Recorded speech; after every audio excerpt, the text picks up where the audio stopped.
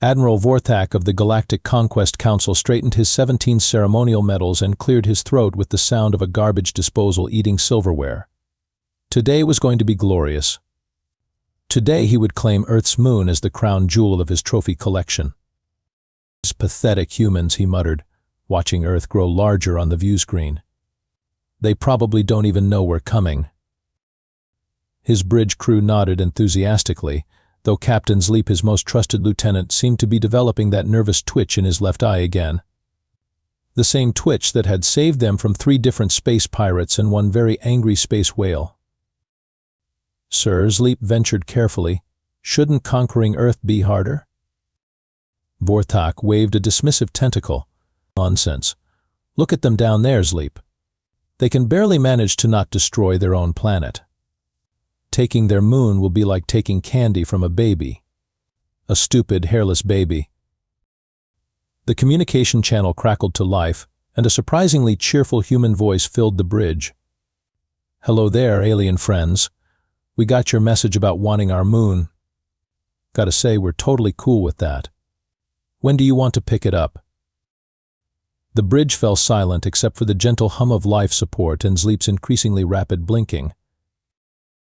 "I'm sorry," Vorthak said slowly. "Did you just agree to give us your moon?" "Oh yeah, absolutely. We were actually hoping someone would take it off our hands. It's been nothing but trouble, honestly. All that title stuff, werewolf problems, you know how it is. Plus, the maintenance costs are astronomical. No pun intended." Vorthak looked at his crew, who were all staring back with expressions ranging from confusion to mild terror. This was not how conquest typically went. Usually there was more screaming, pleading, and at least some dramatic last stands.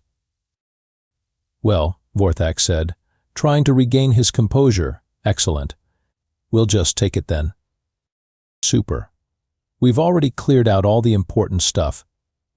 There's a parking spot reserved for you in Sector 7 of our trophy storage facility. Can't miss it. It's the really big empty space next to the collection of defeated enemy flagships." 30 minutes later, the moon was secured in the Council's tractor beam, and the humans were waving goodbye like they were seeing off relatives after a pleasant visit. Some of them were even taking selfies. "Sir," Sleep whispered, "this feels wrong." "Nonsense." Vorthak boomed, though his voice cracked slightly. "They're just efficient. Very efficient humans, nothing suspicious about efficiency."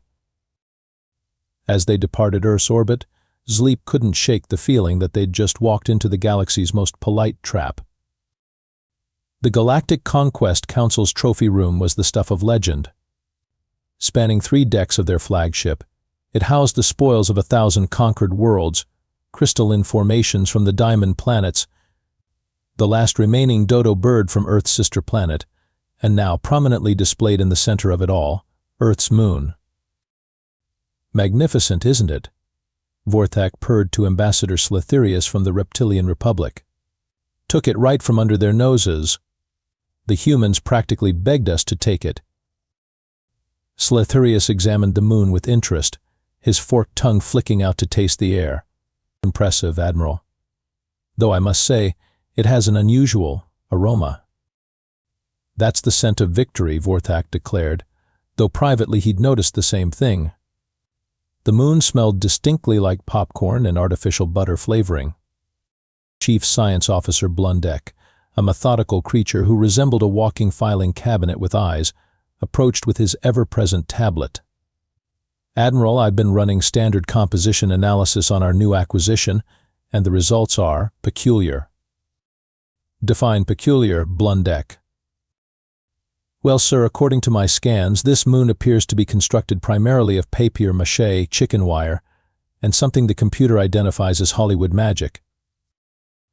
Vorthak's confidence wavered for approximately 0.3 seconds before reasserting itself with the force of a small supernova. "Nonsense. Your equipment must be malfunctioning. Have you tried turning it off and on again?" 17 times, sir. I also recalibrated the sensors, performed a full diagnostic, and consulted the manual. The manual actually laughed at me. I didn't know manuals could do that. From across the room, Griselda, the council's amateur geologist and professional worrywart, called out in her perpetually anxious voice. Excuse me, has anyone else noticed that this moon has what appears to be a zipper running along its equator? The room fell silent except for the gentle whoosh of air recycling and the distant sound of Vorthak's ego deflating. A zipper, Vorthak repeated flatly. Yes, sir. A rather large one. Industrial grade by the looks of it. There's also what appears to be a tag that reads Property of Universal Studios, Earth Division. Captain Zleep, who had been suspiciously quiet during the moon's installation, stepped forward. Sir, I've been monitoring Earth communications since we left, and I'm picking up some interesting chatter. Such as? Well, there's a lot of laughter. More laughter than seems appropriate for a species that just lost their primary satellite. Also, someone keeps mentioning something called Phase 2, and there's been a dramatic increase in orders for industrial-strength holographic projectors.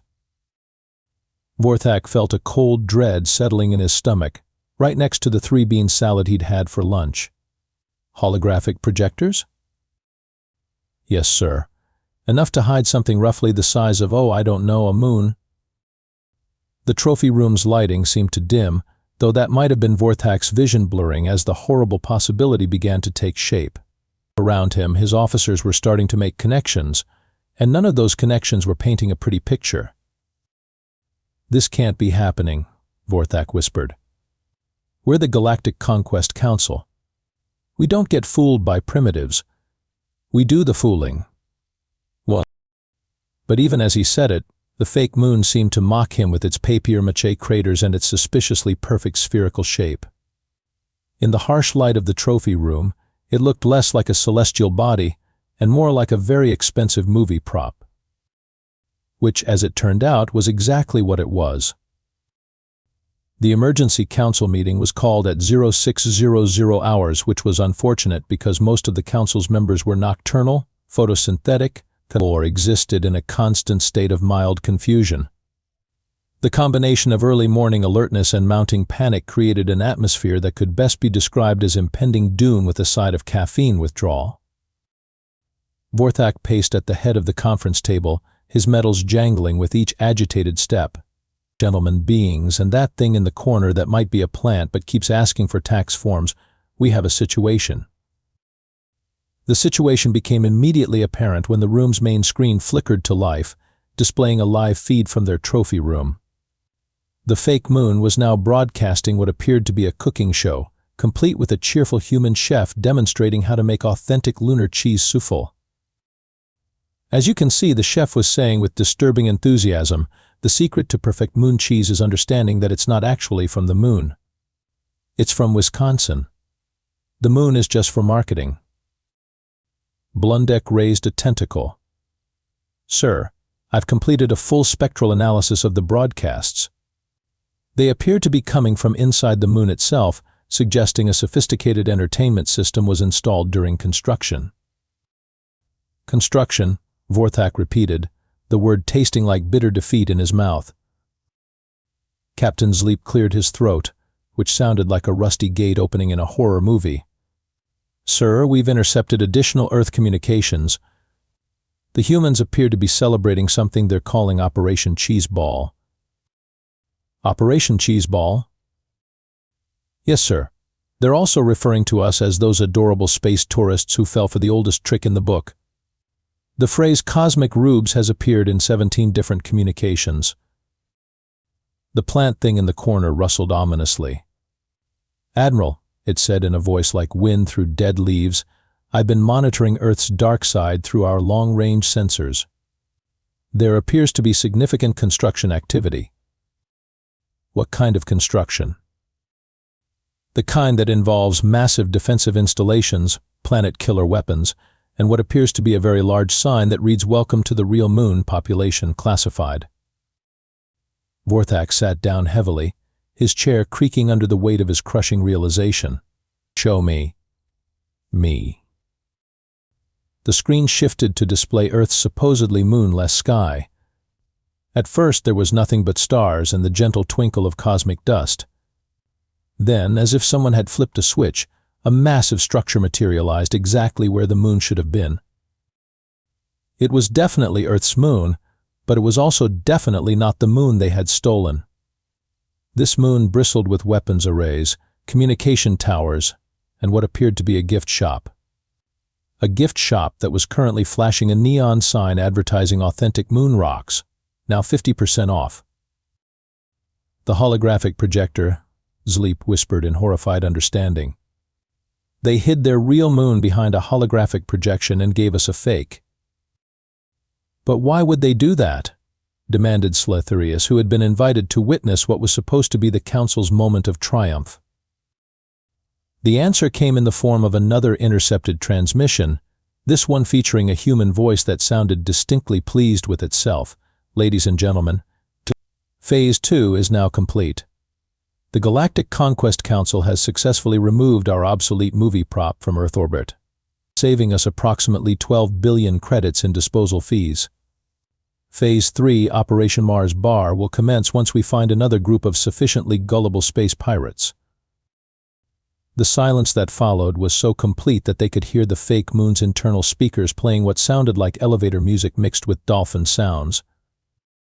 We've been had, Vorthak said quietly. Completely and thoroughly had, Zleep agreed. By humans, added Blundek helpfully. Humans, Vorthak repeated, the word now carrying the weight of cosmic humiliation. In the corner, the plant thing began what might have been laughing, though it sounded more like someone strangling a wind chime.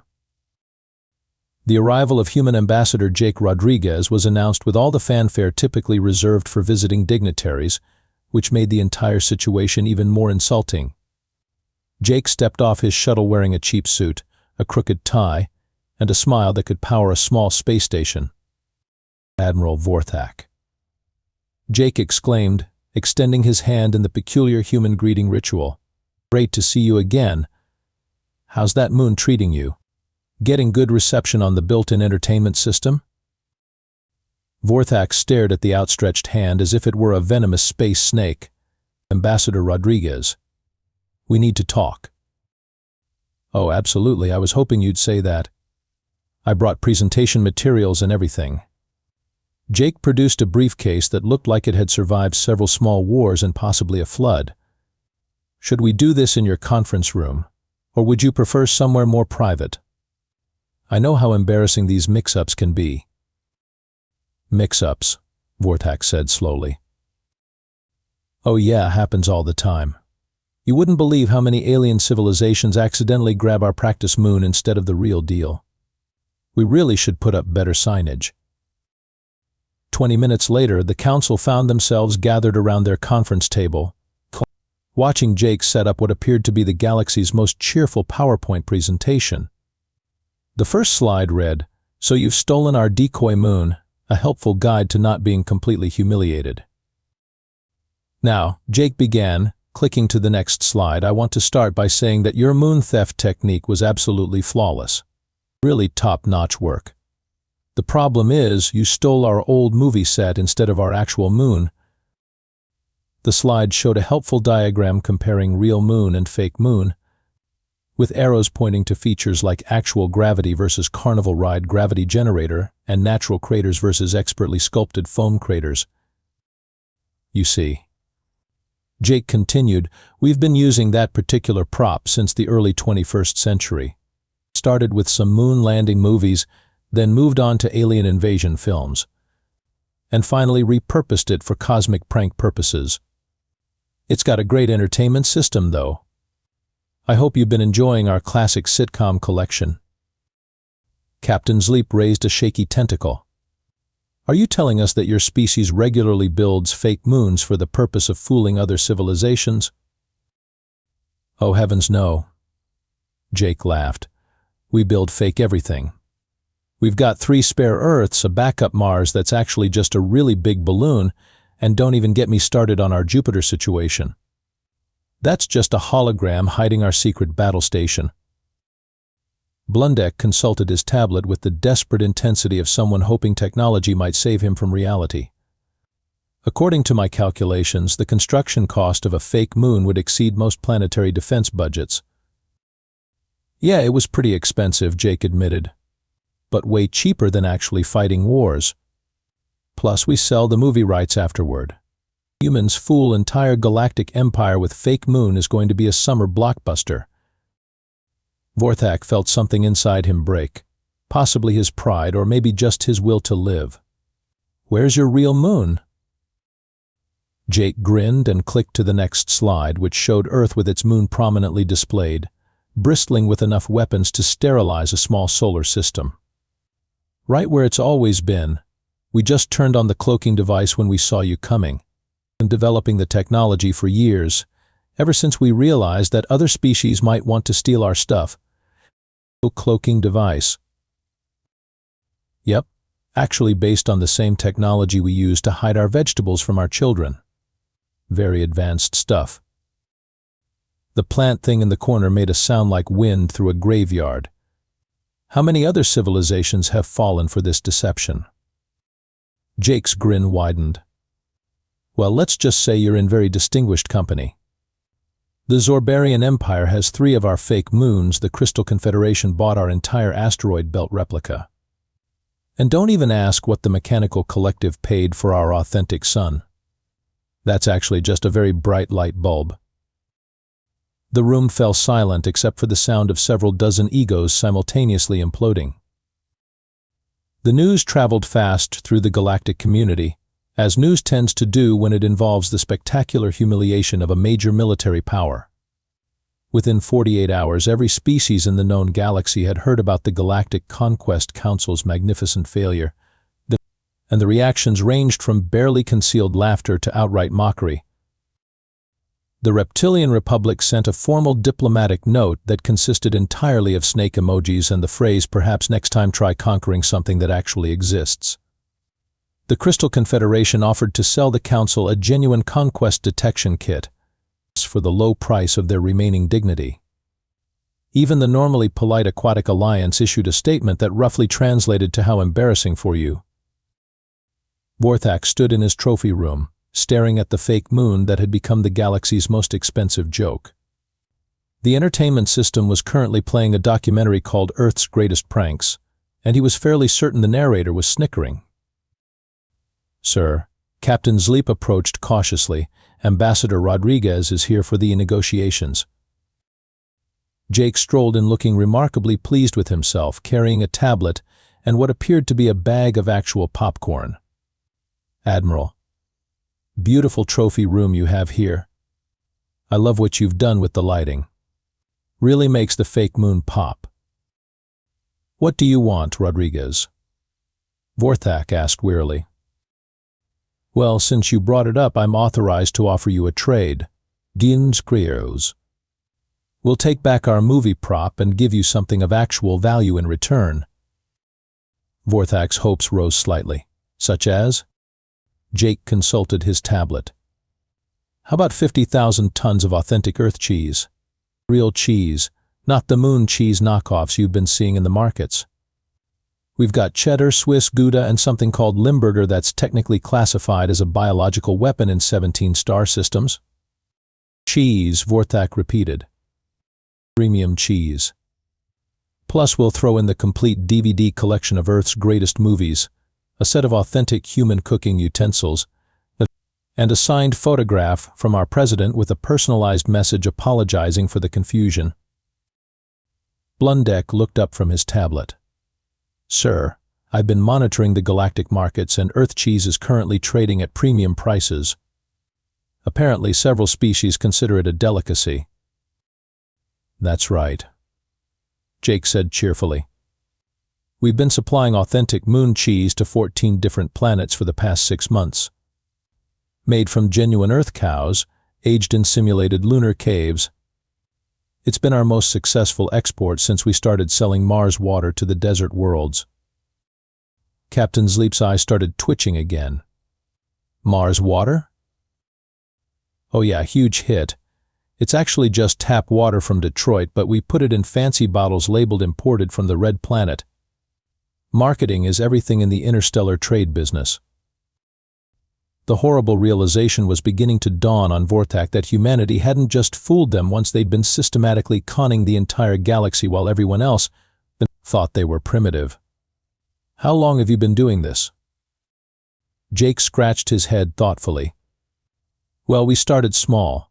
Sold some authentic dinosaur fossils to the History Collectors Union. Those were actually just chicken bones painted brown. Then we moved on to rare earth minerals, which were mostly just pretty rocks from our beaches. The fake moon thing was really when we hit the big leagues. And no one suspected. Oh, tons of people suspected. But who's going to admit they got fooled by a species that only figured out space travel like what, 100 years ago? It's too embarrassing. So everyone just pretends they got the real deal and moves on." The fake moon speakers crackled to life again, this time playing what sounded like a commercial for Earth tourism. "Visit beautiful Earth." The announcer proclaimed, home of authentic moon cheese, genuine Mars water, and the galaxy's most convincing fake celestial bodies.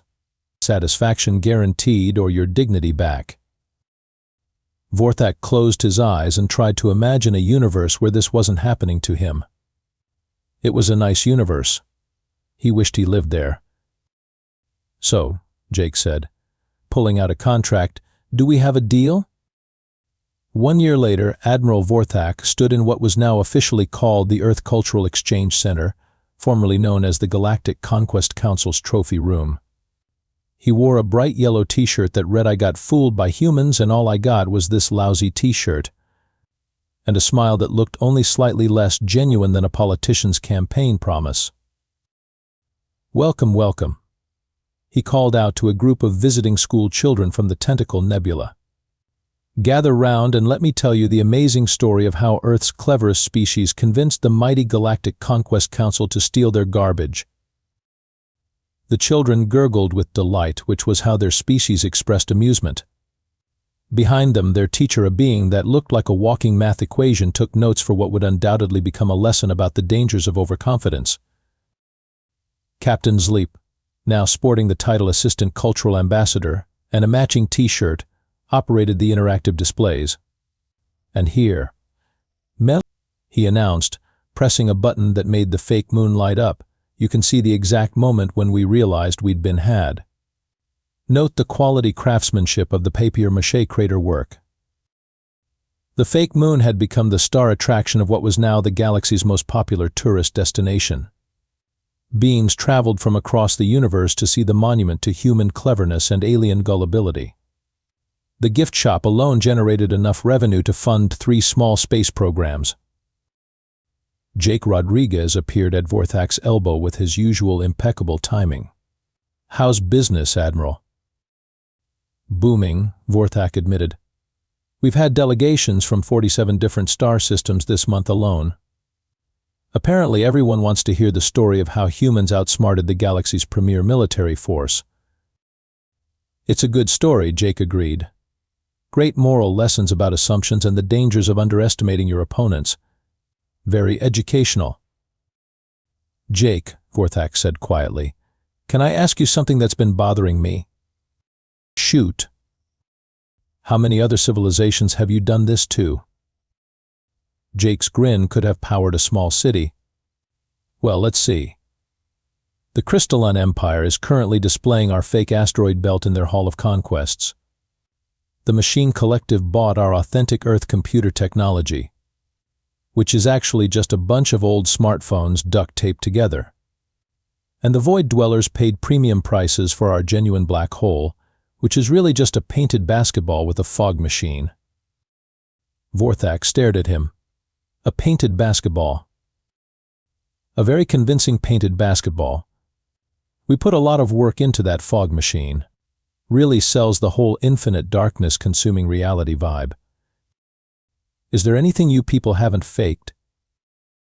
Jake thought about it seriously. "Well, our stupidity is completely genuine. Also our capacity for getting into trouble, our tendency to make poor decisions, and our inexplicable ability to survive things that should definitely kill us. Everything else is pretty much negotiable." A chime sounded over the intercom and Jake checked his watch. Oh, that's my cue. I've got to run to the next presentation. The warrior clans of Zirian are interested in purchasing Mars. Mars? Mars? And the fake Mars. Though between you and me, I'm not even sure we remember which Mars is the real one anymore. We've made so many copies that we're going to have to do an inventory. As Jake hurried off to his next presentation, Vorthak turned back to his tour group. The children were now playing with a scale model of the fake moon, giggling as they discovered the hidden zipper and the tag reading made in Hollywood. And that, younglings, he concluded, is why you should never, ever assume that a species is primitive just because they haven't figured out faster-than-light travel. Sometimes the most dangerous opponents are the ones who let you think you're winning. One of the children raised a tentacle. "Mr. Admiral, sir? What happened to the humans after they fooled everyone?" Vorthak smiled, and for the first time in a year it was completely genuine. "Well, little one, they became the galaxy's most successful traveling salespeople. They're currently working on something called Operation Jupiter, which apparently involves selling authentic gas giant experiences to anyone willing to pay for them." "Is Jupiter fake too?" "Kid," Vorthak said, "at this point, I'm not even sure Earth is real. But I'll tell you what, it doesn't matter. Because the humans taught us something valuable, sometimes the best way to win a war is to make sure the other side doesn't realize they're fighting one." In the distance, Jake's voice could be heard beginning his next presentation. "Ladies, gentlemen, and distinguished energy beings, now, let me tell you about a little planet called Mars. It's red, it's rusty, and it can be yours for the low, low price of your entire space fleet." Vorthak chuckled and turned back to his tour group. Being the galaxy's most famous fool wasn't so bad, especially when the humans kept finding new civilizations to fool, even more spectacularly. After all, there was always someone newer to the cosmic game, and humanity was apparently very, very good at finding them.